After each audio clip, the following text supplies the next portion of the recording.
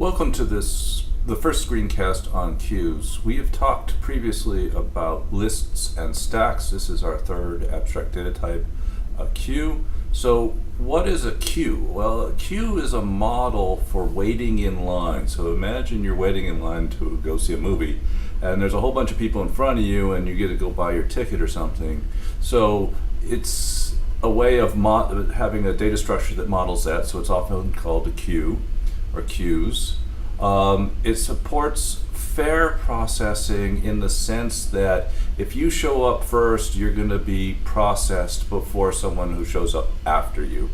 So it's a first served is the one that's been waiting in the queue the longest. So it's also called first in, first out, whereas in stacks, the first in is the last out. So you don't ever want to join a stack if you're waiting to get served, so you want to join a queue.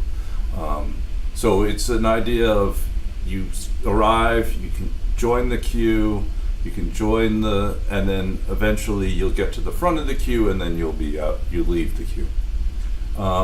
There's no cutting in queues. You can't sneak it to the front, you can't jump in the middle, you can't do that. You can only enter at the end and you can leave at the front.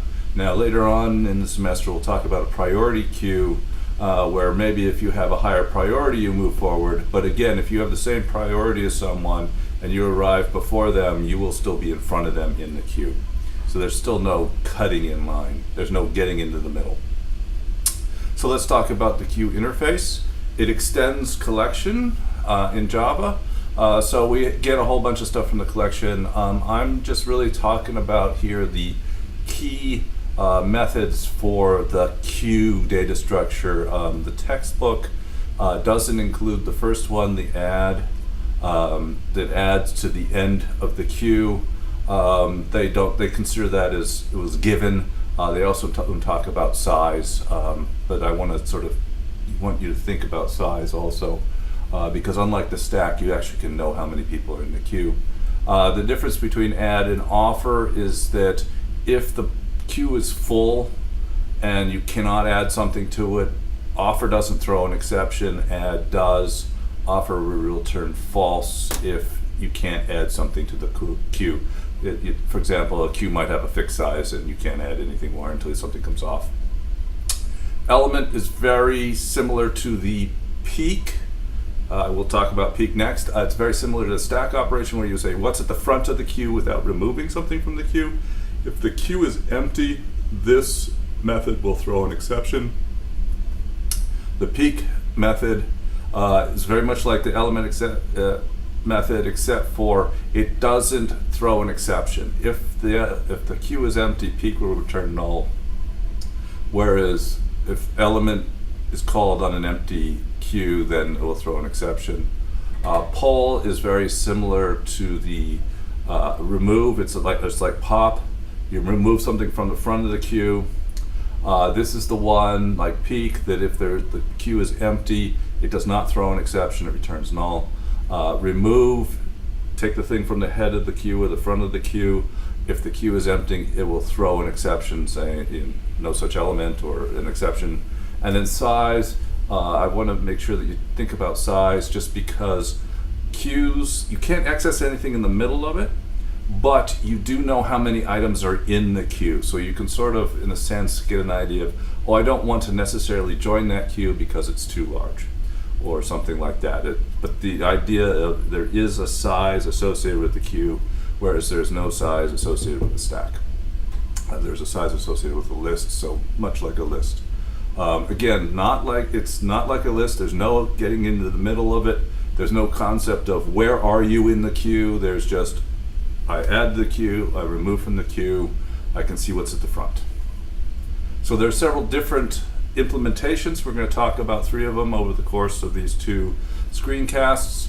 The first implementation is actually a very simple and elegant implementation where we actually use a linked list to hold the data.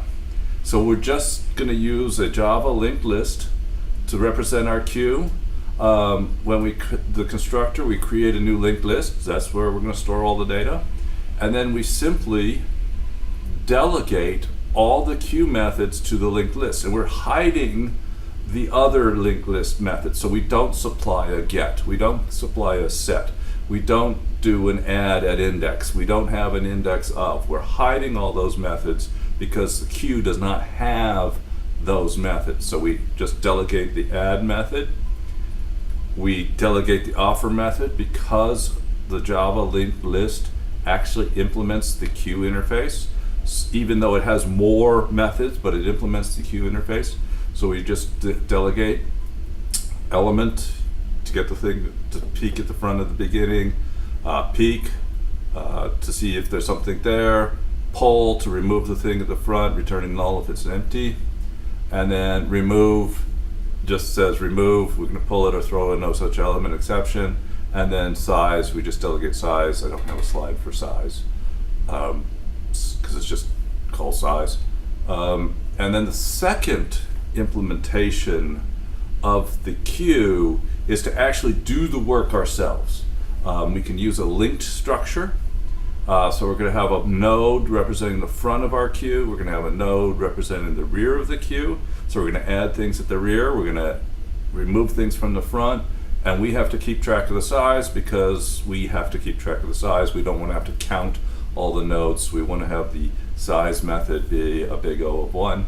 So our constructor is we set the head to null, the tail to null, and the size to null. We've got an empty queue. So if we want to add something to the queue, we have to see whether or not it's empty, because if it is empty, then we have to set the front and the rear to point to the new item, else we just add to the end. So that's why if the front is null, we set the rear to the new node, and then we set the front to point to the rear. So the front will, that new node is now the front and the rear. Else we just create a new node, make rear next point to the node, and then have rear point to rear next. In both cases, we increment the size because we've added something to it, and the Boolean add returns true. It's, in this case, we don't have a max size, so we can always return true. Poll is, or excuse me, offer is the same as calling add, so we could actually just call add if we wanted to, or we have the same code where, again, we decide if it's empty, we need to make sure the front points to the front, the new front, else we add to the end.